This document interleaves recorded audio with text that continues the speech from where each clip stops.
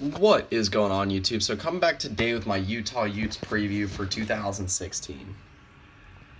So talking about a team last year that had a very impressive season, 10-3, 6-3 overall, good for second in the Pac-12 South. This team did experience some heavy losses in the offseason, but let's go ahead and jump into the first of my three key players. And I'm going to start with the, junior college transfer, Troy Williams. Now, before I get any further into this, Troy Williams is in my mind, the presumed favorite to start for Utah in 2016. They have a much bigger quarterback battle that I'm going to get into later. Just the two other names to know are Brandon Cox, who is the only person left on the depth chart from last year, and then also Tyler Huntley, the true freshman. So, also, you got to take into account the receivers that he has at his disposal who need to improve in 2016 and get into the second key player, first receiver, which is Tim Patrick. Tim Patrick is the best receiver they have coming back this year. Corey Butler Bird, actually. It's my bad. Corey Butler Bird, who was actually a primary corner last year, I believe steps up to the wide receiver spot. And also Tyron Smith is going to be another one that they rely on pretty heavily. Tim Patrick, however, most experienced, just most talented receiver they have coming back. Utah's receivers struggled to get open last year. Utah's offense mainly relied on the running game. So if Tim Patrick can be kind of that spark plug to be able to get some separation off cornerbacks, might help the rest of the receivers. So my third key player, moving over the defensive side of the ball, is Lodolele.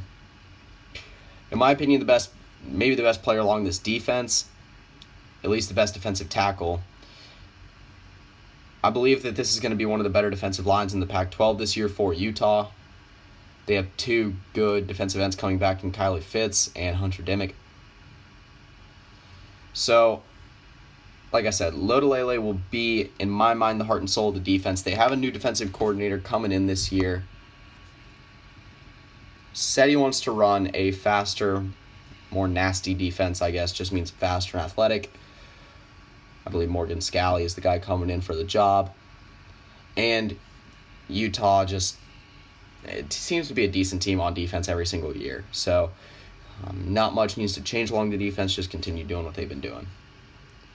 So moving to the first of my two X factors, and they're both actually on the offensive side of the ball. And the first one is an expanded passing game.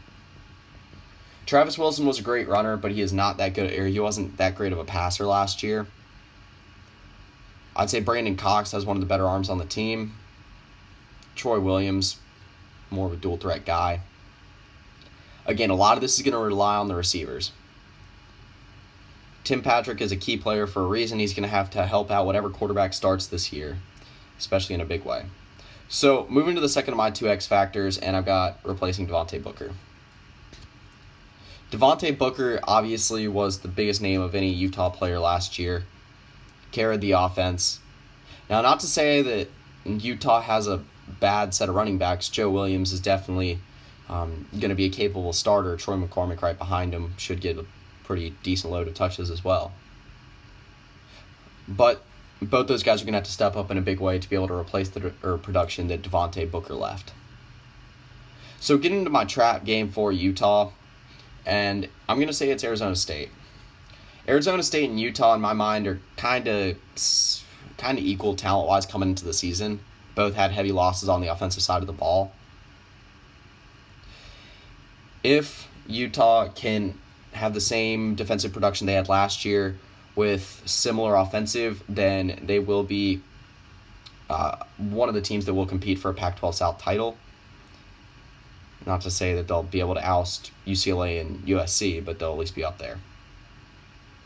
Arizona State, a team that's always pesky for some of the teams at the top of the Pac-12 South. Arizona State always puts up a tough fight even if they are not having a great year.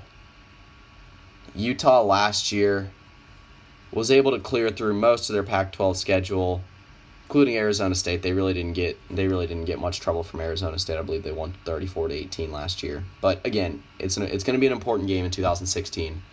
They do have to go on the road for it, I'm pretty sure. So my biggest game for Arizona State is USC. Utah ran into USC last year just at the wrong time. I believe they lost 42-24. Just got out-talented by USC. If they had won that game, they would have won the Pac-12 South and been able to play Stanford for the Pac-12 title. I don't think they're going to compete for the Pac-12 the way they did last year. Who knows, though? Utah really came out of nowhere last year. I'm not going to take away the credit they deserve. But at the same time, this is a Utah team that did experience tremendous losses, and you can't just discount that fact. So, moving to my record prediction for Utah, and I think they're going to go 7-6. Again, might not be that happy for Utah fans to hear, but again, you had some pretty dramatic losses, and then the conference schedule isn't doing you any favors. You got to go to Cal, and you also got to play Oregon and Washington from the Pac-12 North. You do get Oregon State, so that should be an easier one.